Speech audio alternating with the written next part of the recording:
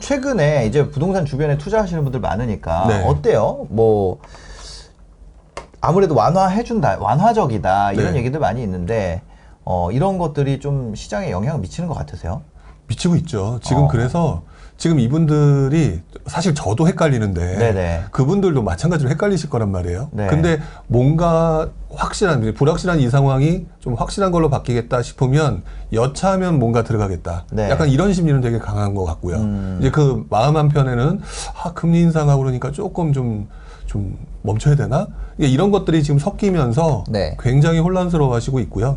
그럼에도 불구하고 조금 제 느낌으로는 60대 40 정도로 네. 여차하면 들어가겠다. 아. 약간 이런 심리가 좀 더 강하신 것 같아요. 네.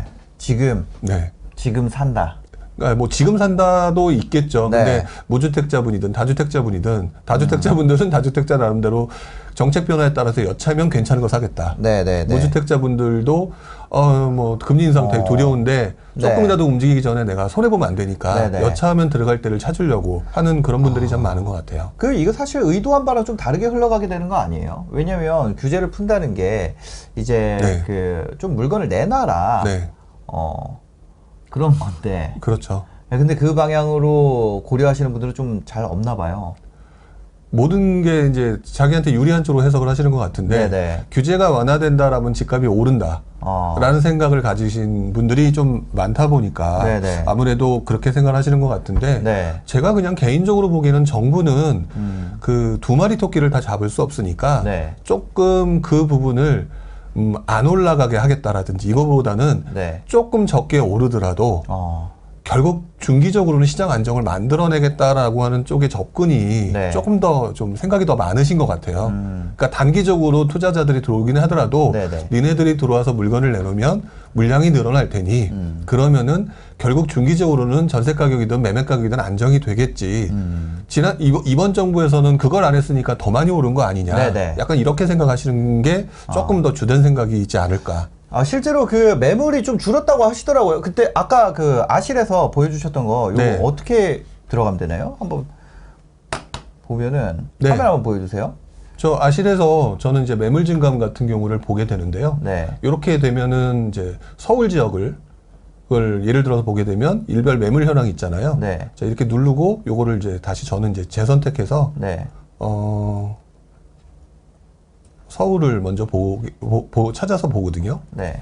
근데 서울이 갑자기 사라졌네요. 서울이 이 위에 있을 것 같은데 그러니까. 서울을 선택을 못하게 돼 있네. 위가 잘렸어요. 네. 다시 잠시만요. 부산까지밖에 안 올라가. 서울 보지 말라는 거야. 됐네요. 자, 그래서 적용하면 되죠. 네네네. 자, 그러면 제가 이제 최근에 이제 전세 매물이 좀 많이 사라지는 것 같아서 네. 이렇게 해서 전세를 보게 되면은요. 네. 2020년부터 2022년이잖아요. 근데 네. 이제 작년 하반기부터 침체 분위기가 좀 있었으니까 한 8월 한 이후부터 이렇게 딱 놓게 되면은요. 네. 사실상 이제 물량이 좀 분위기가 안 좋고 난 다음에 계속 좀 늘어났었어요. 네. 근데 이쪽으로 좀 방향이 바뀐 거죠. 네, 근데 네. 지금 최근 들어서 물량이 조금 급격히 주는 듯한 모습을, 그러니까 전세 매물이 줄어든다는 얘기는 여러 가지 이유가 있을 것 같아요. 네. 뭐 다양하게 다주택자분들도 그러면 일단 기다렸다 전세 매물 빼고 매물을 내놓을 수도 있는데 네네. 뭐 이렇게 바꿀 수도 있고 매수로 매도로 바꿀 수도 있고 네. 또는 진짜로 물량 자체가 빠질 수도 있고 이제 안 팔아. 그래서인지 몰라도 지금 전세로 나와 있는 매물 물량이 조금 줄어드는 듯한. 네. 특히 이제 유독 서울 부분이 조금 급격히 주는 것 같아서 네. 어떻게 보면 서울에 그러지 않아도 좀 올 하반기에 전세 가격에 대한 불안, 계약갱 신청구권 관련된 얘기 네. 있는 상황에서 지금 줄어드니까 이 네. 부분을 보면서 제가 좀 유심히 보고 있는 상황이에요. 아무래도 그런 영향이 있나요? 대출 규제도 많이 네. 완화가 된다고 하니까 네네. 전세 대출에 대해서도 좀 은행에서 완화적으로 풀어주고 있나요? 현재는 전세 네. 대출은 이제 작년 하반기에 되게 좀 사실 뭐 표현이 그렇지만 난리가 났었잖아요. 네네. 그리고 이제 그 서민들이 받을 수 있는 대출을 그렇게 규제함으로 인해서 굉장히 분위기가 안 좋았기 때문에 네. 그걸 풀어줬고 요즘 대출하시는 분들한테 물어보면은 전세 대출은 크게 그 규제 없이 해주고 계신 걸로 알고 있어요. 네. 지금 이 두 가지 방향입니다. 보면은 한은에서는 금리를 올리고, 그쵸? 그리고 은행에서는 규제를 풀고, 규제가 아니죠. 대출 문턱을 낮춘다. 네. 대출을 완화적으로 한다. 네. 대출 태도죠, 태도. 네. 태도를 완화적으로 한다는 거고, 금리는 올렸어요. 네. 이 두 가지가 사실 방향이 다르잖아요. 네네. 어느 쪽이 조금 더 시장 영향이 클 거라고 보세요? 그러니까 우리가 일반적으로 금리가 인상하면 부동산 가격이 떨어진다라고 네네네. 하는 이제 그냥 생각들을 하시잖아요. 네, 맞아요. 근데 지금 금리를 올려서 부동산 가격이 떨어지기 위해서는 여러 가지 이제 추가적인 얘기들이 있어야 되는데 네. 지금 말씀하신 것처럼 그렇게 해서 집값이 떨어져야 되는데 사실상 대출 문턱을 낮추고 있고요. 네. 그리고 여기는 안 나와 있지만 은행들이 우리가 그 기준금리를 올리면 대출금리가 올라간다? 이렇게 생각하는데 네. 은행들이 실제 그 금융권에 계셨었잖아요. 예, 은행들이 그 안에 우리 대출금리 속에는 가산금리라는 게 있거든요. 네. 가산금리를 좀 줄이고 있어요. 낮추고 있어요. 그전에는 정부에서 이제 대출에 대해서 제한적으로 하다 보니까 근데 걔네들은 이제 수익을 내야 되는 그러니까 입장이니까 가산금리를 올려야 되는 예, 상황이죠. 올려야 되는 상황인데 기준금리의 기본금리가 올라가 버리니까 네. 대출 문턱은 낮추고 있는데 너무 높다라고 판단되면 또 대출을 받을 수 있는 사람들이 못 받잖아요. 안 받잖아요. 네네. 그러니까 이제 적정하게 네. 그 수익을 내야 된다는 차원에서는 가산금리 자체를 조금 더 네. 조정을 한다든지 해서 사실 현장에 있는 사람들이 볼 때는 생각보다 예전보다는 많이 안 올라갔다는 느낌을 만드는 또 네. 그래서 받을 수 있는 사람은 받게끔 하는 약간 네. 그런 분위기로 좀 흘러가는 것 같다라는 생각이 들어요. 그러니까요. 이게 대출 기준금리라는 게 원가고 네. 어떻게 보면 원가고 네. 가산금리가 마진이잖아요. 그렇죠. 그 마진을 얼마나 붙이냐 이건데 네. 이게 공급이 많아지면 마진이 박해지는 거고 네. 공급이 줄어들고 수요가 늘면은 마진 키워도 가격 네. 전가가 되고 네. 이런 거잖아요. 그렇죠. 근데 지금 보면은 대출 문턱은 이제 나간 게 네. 문턱을 낮추라는 메시지가 이제 정부에서 나가고 있고 네. 원가는 지금 올리고 있으니까 네. 은행들한테 좀 너네 마진을 줄여라 이런 게 되는 거네요. 그래서 결과적으로 우리가 사용하는 금리 네. 같은 경우에는 대출 금리가 큰 폭으로 변동되기는 어렵다. 네. 이렇게 보시는 거죠. 그러니까 우리가 걱정하는 만큼 크게 변동하기는 어렵다라고 네네. 보여지고요. 지금 네. 현재 뭐 정부가 뭐 가산금리를 줄여라고 얘기하지는 않고 있겠지만 네네. 은행 자체에서 어쨌든 총량이 풀리면서 조금 예전에는 대출 규제 때문에 100명밖에 못했다면 네, 지금 네. 200명, 300명이 몰려올 수 있는 상황이 되니 네. 가산금리 좀 낮춰도 괜찮다는 판단할 수 있다라는 거죠. 네네네. 은행 입장에서도 그럴 수 있다. 예, 그런 식이 되기 때문에 네네. 어떻게 보면은 금리 인상 부분이 그 은행도 또 금리가 너무 올라가는 걸 그대로 네. 따라가 버리게 되면은 결국 자기 쪽으로 들어오는 총 그 대출 자체가 줄어들 테니까 네. 그럴 바에는 조금 낮춰서라도 확 당겨야 될 필요도 있겠죠. 수익이라고 하는 걸 창출해야 되니까. 네네. 그런 생각을 하게 되면은 제가 볼 때는 금리 인상 부분이 어떤 면에서는 그런 식으로 좀 상쇄되고 있는 부분도 있다. 실제로 저 같은 경우도 네네. 예전에 2007년, 2008년 요때 전후로 보게 되면 대출 규제 당시에는 가산금리를 조금 올리는 작전을 폈고요. 네네. 예. 그리고 난 다음에 조금 그게 풀어지면은 근데 또 경쟁을 해서 빨리 땡겨야 되니까 네네. 가산금리를 조금 조정을 하는 그런 전략을 피기도 했었어요. 네네. 그런 전략들이 있는데 지금 같은 경우는 대출 양이 늘어나니까 값을 좀 내려도 이익이 유지가 될 수 있는 은행의 그런 상황이기 때문에 금리를 올려도 주택 가격에 크게 영향이 없을 것 같다. 네, 저 같은 경우는 저의 생각은 그래서 지금 현재로서는 영향을 받기가 좀 어려울 것이다. 네. 이게 이제 좀 더 올라갔을 때가 문제가 되겠죠. 네. 예를 들어서 지금 미국 같은 경우는 굉장히 많이 올린다. 네. 이런 이제 얘기도 계속 하고 있고 뭐 그런 것 때문에 선제적으로도 우리가 먼저 지금 계속 올리고 있는 것도 네. 있어서 어떻게 보면 미국이 금리를 급격히 올릴 때 충격을 또 방지하기 위해서 먼저 올리는 측면도 있다고 보여지거든요. 네네. 그래서 그런 것들을 다 종합해서 생각해 보게 되면 어쨌든 금리가 우리들이 일반적으로 얘기하는 것처럼 엄청나게 금리가 올라간다라고 네. 생각이 되지는 않고요. 네네. 물가가 너무 오르니까 지금 선제적으로 한 것뿐이지 또 너무 분위기가 안 좋아서 경제가 침체 쪽으로 가게 되면 다시 금리를 낮출 가능성이 또 발생하니까요. 네, 소비자 물가 추이가 이렇다고 해요. 이거 중앙일보에서 나온 건데요. 원래 우리가 뭐 2%대 뭐 이렇게 생각을 하고 있었는데 네. 이거 4%대 2배로 지금 물가가 오르고 있는 거예요. 그렇죠. 그죠. 지금 이런 영향이 그럼 인플레가 왔을 때 아파트 가격은 그동안 어떻게 됐었나요? 그러니까 인플레가 왔었을 때를 떠나서 우리 그냥 쉽게 표현하면 결국 원자재 가격이잖아요. 네네. 원자재 가격의 상승이기 때문에 분양가는 올라갈 수밖에 없었겠죠. 아, 물론 이제 역시 분양가 부분도 똑같아요. 가상금리랑 똑같아서 네. 분양가에도 마진이 있잖아요. 네네. 경기가 안 좋게 되면은 안 좋게 되면은 당연히 그 마진을 조금 줄여서라도 네네. 분양가를 올리는 속도를 줄이겠지만 지금 상황으로는 좀 분양가를 올리고 네. 싶어 할 것 같고요. 단 한 가지 요즘에 그 서울의 미분양들이 몇 개 발생한 것 같은데 네네. 그게 이제 굉장히 고분양가거든요. 이제 사람들이 그걸 받아주지 않아서 네. 지금 분양가가 아주 급격히 오르지는 않을 것 같긴 한데 그래도 분양가는 올라가지 않을까라는 생각을 하고 있어요. 지금 분양가가 올라가고 그러면 이제 대출도 완화적으로 되고 네. 이런 상황에서는 그럼 앞으로 좀 주택가격 상승할 가능성이 있다고 보시는 거죠? 단기적으로는 있습니다라고 말씀을 드리죠. 단기적으로. 단기라는 건 한 어느 정도 기간일까요? 저는 일단 1, 2년이라고 보여지는데요. 네네. 근데 2년까지 생각을 하기에는 너무 그 사이 변수가 많아요. 아, 그래서 네. 1년만 가지고 얘기를 한다고 하면은 네네네. 저는 아까도 제가 표현을 했지만 지금 다주택자들이든 무주택자이든 간에 제가 보는 관점으로는 여차하면 들어오겠다라는 생각을 가지신 분이 많다라고 네네. 말씀을 드렸잖아요. 그런 상황이 있는데다가 공급이 줄어드는 그 어떤 그 추세가 사실상 그렇게 크게 변화한 게 아니기 때문에 네. 여기다 또 물가가 좀 올라가서 분양가가 올라간다라고 하면 들어올 사람들이 많아지겠죠. 그래서 단기적으로는 상승세를 유지할 가능성이 좀 더 있다고 보여지는데 네. 정부가 지금 하고 있는 정책의 구조를 보게 되면은 단기적으로 상승을 최소화하겠다인 것 같아요. 네. 그러면 이렇게 해서 물량들이 나오게 되면은 전세 매물이더라든 또는 이제 뭐 예를 들어서 다주택자의 매물이 나오게 되면 결국은 중기적으로는 조금 네. 그 상승폭이 주춤해지겠죠. 그래서 한 2년까지는 예상을 못 하겠고 왜냐하면 그때는 서로 또 상쇄되는 요인들이 있으니까 네네. 1년 정도는 현재로서는 조금 올라갈 가능성이 있다.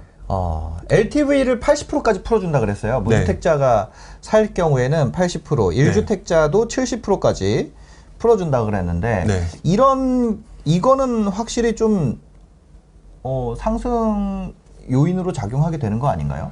예, 그렇기 때문에 저는 상승 요인이다라고 하는 부분을 다들 알고 계실 거예요. 네네, 그러니까요. 그래서 상승 요인이고 상승 가능성이 높다. 근데 그래서 정부는 분명히 여기다가 뭔가를 걸 거다. 뭘 걸까요? 그게 이제 지금 가장 얘기가 많이 나오는 DSR 부분이겠죠.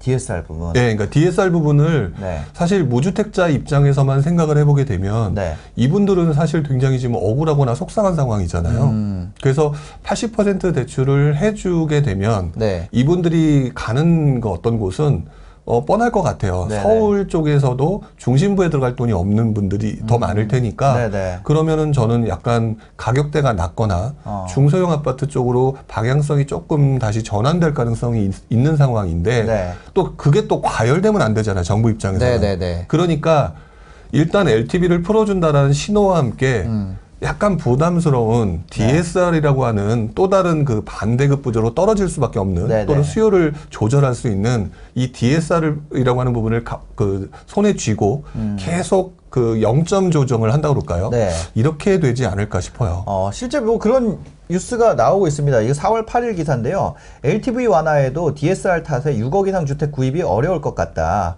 그거 우리가 좀 타겟을 만약 투자한다면 네. 타겟을 솔직히 내 집 마련도 1주택도 저는 투자라고 생각을 하거든요.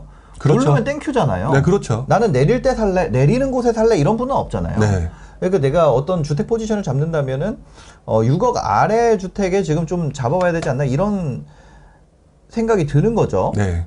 그 다음에 이제 내용 중에 이런 게 있습니다. 다주택자 같은 경우도 규제보다는 인센티브를 부여할 거다. 이런 게 있고요. DSR 때문에 대출 규제 완화 효과가 크지 않을 것이라는 분석이 있는데 이거는 DSR을 둔다는 거는 제가 실제 시장에서 느꼈을 때는요. 네. 이거는 다주택자를 위한 거예요. 이 규제 완화, 대출 규제 완화가 네. DSR을 두잖아요. 네. 그러면 다주택자를 위한 거예요. 어떻게 그렇게 생각하시는 거세요? 이거는 네. 다주택자한테 이득이 그렇게 의도하지 않았더라도 그렇게 가게 되는 게 왜 그러냐면 DSR로 대출에 대해서 총 규제를 둔다. 네. 이거는 무슨 얘기냐면 소득에다가 연동시키겠다는 얘기잖아요. 그렇죠. 예. 그러니까 소득이 높으면 대출이 계속 할 수 있다는 거예요. 그렇죠? 네. 내가 뭐 부부 합산으로 뭐 진짜 부잣집이래 가지고 뭐 3억 3억 뭐 의사약사 부부래서 2억 2억 한다. 4억이면은 뭐 서울 웬만한 아파트 다 살 수 있는 거죠. 그렇죠. 근데 이제 15억에 대해서 한도를 묶잖아요. 네. 그렇죠? 네. 그 15억에 대해서 한도를 묶으면 그 위로는 어차피 못 사요.